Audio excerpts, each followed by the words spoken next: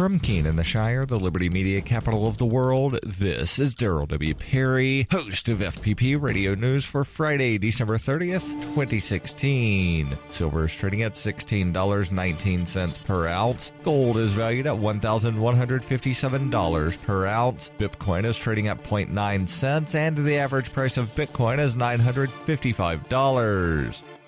Antiwar.com reports Filipino President Rodrigo Duterte responded angrily to media reports that the U.S. is seeking his removal from power, saying that while he hasn't had any intelligence reports to back up the media's allegations, he assumes U.S. diplomats are in cahoots with the CIA anyhow. Duterte has repeatedly criticized U.S. policy in the region around the South China Sea, accusing the Obama administration of trying to get the Philippines sucked into a war with China. On Thursday, he reiterated that he doesn't want to see a military confrontation with China. Asked on the major concerns of the U.S., Duterte dismissed them, saying the maritime claims can be dismissed in the future whenever everyone is ready to talk about them, and that he really doesn't care in the least about China's construction of islands in the South China Sea. Duterte insists the only thing that would make the maritime dispute an issue is if China started extracting resources from the Philippines' maritime claims, saying that until it becomes a matter of money, there is no reason to argue about it. The Philippines may want to ultimately negotiate with China on such extractions anyhow, lacking the major deep-sea drilling companies to do the job themselves and not necessarily wanting to contract it out to an American company.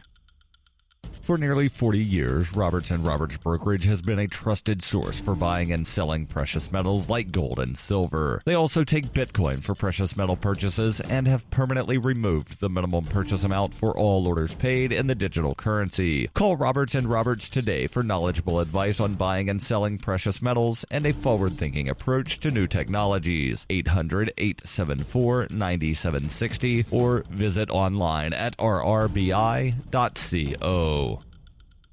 UPI reports the National Weather Service warned on Thursday that a winter storm could bring more than a foot of snow and strong winds to the Northeast over the weekend. There are numerous winter storm warnings and winter weather advisories in effect from Northeast Pennsylvania through eastern New York and up to Maine. The National Weather Service said in a statement, the year will end with a bang, and a coastal storm system is forecast to bring heavy snow to upstate New York and interior New England beginning Thursday afternoon and continuing into Friday. Total accumulation from the storm of a foot or more are possible from the Adirondacks to western Maine. Gusty winds will also accompany the storm, making travel across much of the region hazardous and difficult. Lake effect snow warnings are in effect for areas downwind of the Great Lakes, including western New York. The Weather Channel reported the winter storm could bring about 6 inches of snow in the mountains of eastern West Virginia, as well as in large areas of western Massachusetts, Vermont, New Hampshire, and Maine through Friday. More than a foot of snow could fall in parts of New Hampshire and Maine. Wind gusts of 40 miles per hour to more than 50 miles per hour were expected to occur along the coastal areas of Maine and the southeastern coastal areas of New England from late Thursday into Friday.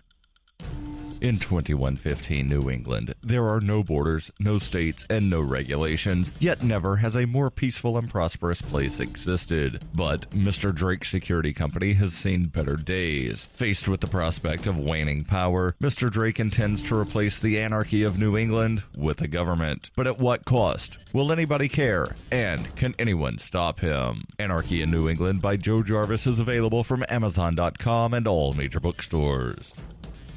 Reuters reports President Barack Obama on Thursday ordered the expulsion of 35 Russian suspected spies and imposed sanctions on 2 Russian intelligence agencies over their supposed involvement in hacking U.S. political groups in the 2016 presidential election. The measures, taken during the last days of Obama's presidency, mark a new post-Cold War low in U.S.-Russian ties, which have deteriorated over differences about Syria and Ukraine. Allegations by U.S. intelligence agencies that Russian President Vladimir Putin personally directed efforts to intervene in the U.S. presidential election process by hacking mostly Democrats have made relations even worse. Obama said in a statement from vacation in Hawaii, "These actions follow repeated private and public warnings that we have issued to the Russian government and are a necessary and appropriate response to efforts to harm U.S. interest in violation of established international norms of behavior." It was not immediately clear whether President-elect Donald Trump, who has repeatedly praised Putin and nominated people seen as friendly towards Moscow to senior administrative posts, would seek to roll back the measures once he takes office on January 20th.